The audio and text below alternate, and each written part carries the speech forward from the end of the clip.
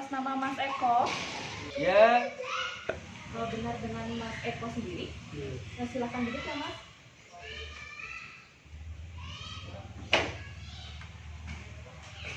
Mas Eko tadi periksa ke dokter Handoko ya, benar? Dengan usianya 23 tahun, benar Mas? Iya. Alamatnya Jalan Menor Utara nomor 10. Ya baik Mas, sebelumnya perkenalkan saya Rizky Damianti selaku apoteker di apotek ini. Sebelum kan Mas Eko mendapatkan resep yaitu Ventolin Inhaler seperti ini Mas obatnya.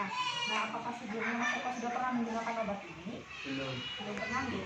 Dan apakah tadi dokter sudah menjelaskan terkait penggunaan obatnya atau harapan dari setelah menggunakan obat ini? Belum. Baik, kalau begitu apakah saya boleh meminta Mas Eko waktunya sebentar saja, sekitar 5 menit gitu untuk menjelaskan cara penggunaan obat ini? Iya. Oke, baik Mas Eko.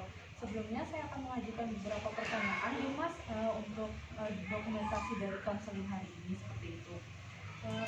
Kalau saya boleh tahu, apakah Mas Eko ada riwayat alergi obat atau makanan?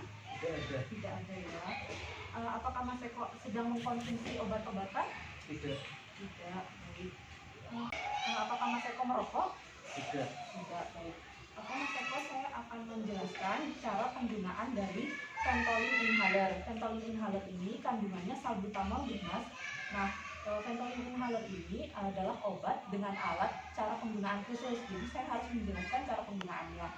Sebelumnya saya mohon izin Mas Eko, ini kan obatnya masih baru, masih disegel. Saya mohon izin untuk membuka, untuk mempraktekkan cara penggunaannya. Apakah boleh? Boleh. Baik, terima kasih Mas Eko. Ini saya buka.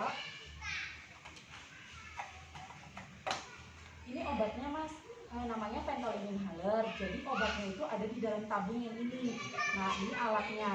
Jadi untuk cara memegangnya, itu telunjuknya bisa diletakkan di bagian tabung atas ini, kemudian jempolnya di bagian bawah, seperti ini.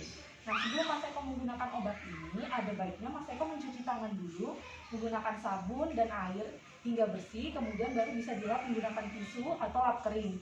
Setelah tangannya sudah bersih, baru Mas Eko bisa menggunakan obat Ventolin ini. Jadi, nanti sebelum digunakan, sebaiknya Mas Eko mengocok dulu obatnya agar merata seperti ini. Setelah itu, ini tutupnya bisa dibuka. Kemudian, ini namanya bagian mouthpiece. Nanti bagian ini yang akan diletakkan di antara gigi atau di bagian mulut seperti itu. Sebelumnya dibersihkan bisa menggunakan tisu. Saya contohkan seperti ini, Mas Eko bisa dilap seperti ini. Kemudian jika sudah bersih baru bisa digunakan. Nah, jadi sebelum menggunakannya itu karena ini obatnya masih baru, jadi kita untuk memastikan apakah obatnya bisa keluar dengan baik atau alatnya berfungsi dengan baik, itu kita bisa dengan menyemprotkannya ke arah udara seperti ini. Nanti tinggal ditekan, maka kalau ada yang keluar ada suaranya juga, berarti alatnya berfungsi dengan baik seperti itu. Kemudian nanti sebelum Mas Eko hirup obatnya, itu ada baiknya Mas Eko tarik nafas dulu, kemudian hembuskan pelan-pelan, bisa diulangi sekali lagi, baru obatnya bisa diletakkan di depan bibir, nanti diletakkan di antara gigi, tapi tidak usah digigit Mas, nanti diapit dengan bibir bagian atas dan bawah saja seperti ini. Ini saya contohkan Mas. Nah, kemudian nanti tabung bagian atas ini bisa ditekan sembari Mas Eko menarik nafas ke dalam-dalamnya. Setelah Mas Eko biar obatnya itu masuk ke dalam paru-paru seperti itu. Setelah itu inhalernya bisa dilepas, kemudian Mas Eko tahan nafas sekitar 10 detik atau sekuatnya Mas Eko nahan seberapa seperti itu. Kemudian setelah itu bernafas seperti biasa lagi, hembuskan nafas, bernafas seperti biasa, seperti itu. Nah, itu langkah-langkah untuk penggunaan Ventolin Inhaler ini. Jika Mas Eko menggunakan 2 kali semprotan, maka Mas Eko tunggu dulu 30 detik, baru menggunakan ini lagi dengan langkah-langkah yang tadi sudah saya sampaikan seperti itu.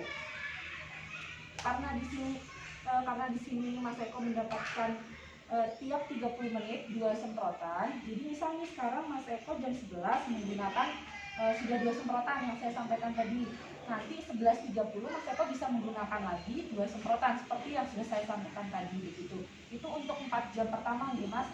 Nanti setelah 4 jam pertama misal Mas Eko masih terasa sesek, belum ada perubahan, itu Mas Eko bisa mengulangi lagi 2 semprotan, tapi tiap 1 jam seperti itu. Terus kalau misalnya hari ini sudah tidak terasa sesak, itu sudah boleh, tidak usah digunakan lagi, nggak apa-apa. Tapi misal besok ternyata masih terasa sesak, Mas Eko bisa menggunakan lagi 2 semprotan tiap 1 jam seperti itu. Nah, setelah menggunakan, saya sarankan Mas Eko berkumur-kumur dengan air, bisa air biasa atau air hangat itu tuh untuk membersihkan sisa-sisa obat gitu biar terasa nyaman di mulutnya. Kemudian jangan lupa ini bagian mouthpiece-nya dibersihkan lagi dengan tisu kering. Baru kalau sudah dibersihkan bisa ditutup, kemudian disimpan lagi di dalam kemasannya dan bisa disimpan di suhu ruang atau suhu kamar biasa seperti itu. Bisa di kotak obat juga, terhindar dari sinar matahari dan kalau bisa dijauhkan dari anak-anak ya Mas, seperti itu. Nah, dari Ventolin inhaler ini juga memiliki efek samping Mas. Efek sampingnya itu salah satunya ada tremor atau gemeteran gitu Mas, biasanya terjadi di tangan. Terus juga kadang tuh denyut jantungnya tuh berdetak lebih kencang kayak orang deg-degan seperti itu, terus juga sakit kepala. Tapi Mas Eko tidak usah khawatir karena efek samping itu belum tentu semua orang mengalami seperti itu. Kemudian setelah penggunaan obat ini ada beberapa hal yang ingin saya sampaikan untuk menunjang penyembuhan dari sesak napasnya Mas Eko dan juga mencegah terjadi kekambuhan. Itu Mas Eko bisa seperti menghindari pencetus. Mungkin ini karena Mas Eko baru pertama kali ke dokter ya, jadi belum tahu pencetusnya apa. Biasanya sesak napas itu karena debu, terus dingin, terus makanan-makanan yang berminyak, terus asap rokok atau polusi udara seperti itu. Jadi bisa dihindari mungkin kalau Mas Eko keluar rumah atau sedang bebersih pakai masker seperti itu. Terus juga mengurangi mengkonsumsi makanan yang berminyak, terus hindari lingkungan yang banyak asap rokok. Biasanya kan anak muda juga saat ini kan banyak yang merokok gitu kan ya Mas. Kemudian juga mengatur pola hidup sehat seperti memperbanyak mengkonsumsi air putih, terus olahraga ringan seperti mungkin jalan kaki kayak gitu kan, terus makan makanan yang sehat seperti sayur, buah-buahan, dan kalau bisa juga menghindari makanan pencetus. Biasanya itu kacang sama coklat Mas, itu bisa membuat sesak napas juga. Dan saya sarankan juga menghirup aromaterapi atau Mas bisa juga buat sendiri dengan air panas, diteteskan beberapa tetes minyak air putih kemudian dihirup. Itu tuh bisa melegakan saluran pernapasannya Mas Eko seperti itu. Apa ada yang ingin ditanyakan Mas Eko? Belum ada. Apakah sudah cukup jelas apa yang saya sampaikan Mas Eko?